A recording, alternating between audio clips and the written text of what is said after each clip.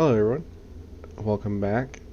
Surprisingly enough, I'm back within a reasonable amount of time because I want to show you how to do some cool little effects on Blender when you're making some paint schemes. This cool thing that I'm going to be showing everyone how to do today is called procedural paint, which, as you can see in these two cars, this one on the right is just, basic paint scheme, vinyl wrap, nothing too special, it's just normal colors. And the one on the left, right here, is a procedural paint car, which it looks kind of like two-tone metallic-y, like has some dark red in there, some light red, but it looks really, really cool. So yeah, that's basically what I'm going to be showing you how to do today, and how to kind of set up a scene to make that lighting really, or make that procedural paint really pop, because it's not like your typical car where, it's kind of flat, so it'll look good in anything. You kind of have to work with the lighting here to make this pop. But let's get on to it, and I'll show y'all how to do that. So let's go. Let me go ahead. Oh, well, one moment. Go ahead and separate these cars real quick. We'll get this guy out of here and keep this guy. So we'll go ahead and make a new window on the corner and go over to shader editor, and we'll go ahead and just delete, well, we'll delete all this except for material output, because that's what makes Blender be able to see or like show what we created. So definitely want that. But we'll go ahead and start with building our procedural paint node. Just follow along, and here soon we'll have something built. So let's start off with our mix shader. This is what your paint scheme file will go into, and your color file will go into. So we'll go ahead and hook the shader up to surface, and nothing happens, obviously. And then we'll go ahead and start building our color. So it'll be a line down here, and then the paint scheme will be up here.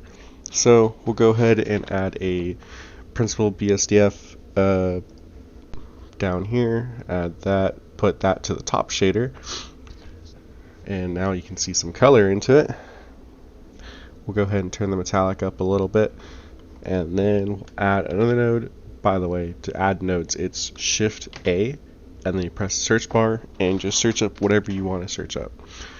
Next thing will be color ramp. So get the color ramp out here. We'll put the color to base color, and this is where the real magic happens with the two-tone coloring. So down here you have black and white, which, I mean, for now obviously it's just gray because we don't have any color in it yet. But if we turn this up, and you can see the color wheel, and let's just put some colors in here for now. We'll do pink, and then the white, we'll replace that with blue. You can already see kind of it's building some purplish color, and you can also change how much of each color it builds. But yeah, and then do another Shift A, and this one we'll do layer weight. Go ahead and add that, and we'll hook up the facing to the facing, and now here's the real two-tone coloring. So you can see now you got pinks, blues, purples, I mean you got all of that. And you can adjust all this, so yeah. Which we can also, if we want to, add a noise texture, we'll add a white noise texture, and then do, we'll go ahead and put that to the normals. Oh, maybe not, hang on, I don't actually remember how this goes. Maybe not that one. Might be the normal map, actually. And then do noise.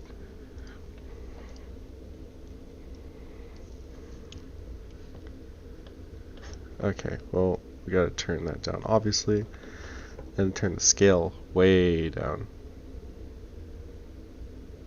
Or actually, we'll turn it up. We turn the scale way up. And you can kind of see how we now have like some sparkly stuff in here, which we'll go ahead and turn the strength on that probably to about 0.2. That's enough sparkle, kind of like roughness. Gives it like the I don't know, it gives it a little cool look. So we'll go ahead and leave that in here. We'll turn the roughness down on it. Turn the distortion up, maybe. Yeah, I think that actually looks pretty cool. Detail, I don't really think that does anything. Anyway, a little bit of side thing. You don't have to do that if you don't want to. And then we'll add another principal BSDF. Where's that? There we go. And that goes to your bottom shader. And this will turn this will have a weird effect for now, but if you stick with it, we'll be fine. So then we'll add a image texture. So I already have all these pulled up, so I can just quick select them. But you can see now, since there's no image texture, it goes back to normal. And in here, we'll go ahead. I'll just grab a Camry file, and I think I messed it up with the noise. Let's see.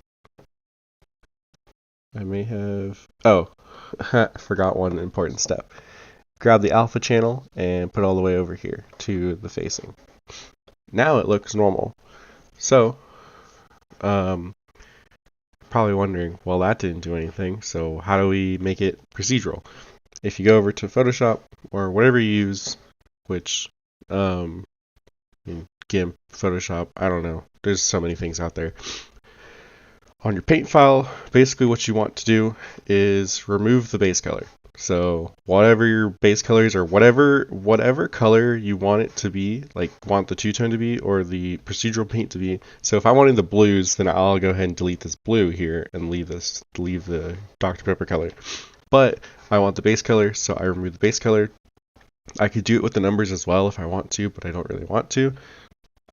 Go ahead and save it, and then for me, I already have it saved, so put it on the procedural paint, and look at that. It's a two-tone color. And it has a little bit of noise, kind of some nice sparkles in there. Looks really, really cool, honestly. Then we'll go ahead and grab our scene back in here. Mine's just a, little basic plane curved up. And then we'll go ahead and put this into a render real quick. So you might notice in a render this might not show up very well, but it might. So yeah, you can see it's showing up, but it's not really having the greatest time. I'll go ahead and put it to the Dr. Pepper colors, or like kind of the red that I wanted it to be. So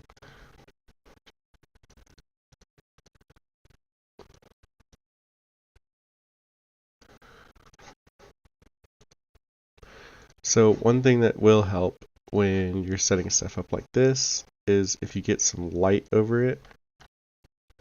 So you get some light over it so you can see like the brights, the darks over here. You kind of want an aggressive lighting for it, so just so you can get all that to really pop. But you can kind of see like here it kind of looks just like a normal metallic, but on this side you can really tell that it's two-tone metallic-y. What you can also do is turn the spread down to get a little bit more aggressive in some areas and then leave some areas dark. But one thing to note also when you're working on these is that your color on the right will always be your dark color, and then the color on the left will always be your light color. So always keep that in mind. And then you can obviously turn your roughness down if you want it more shiny and more metallic-y. All this tuning with metallic and roughness is all up to you, really how you want the car to look.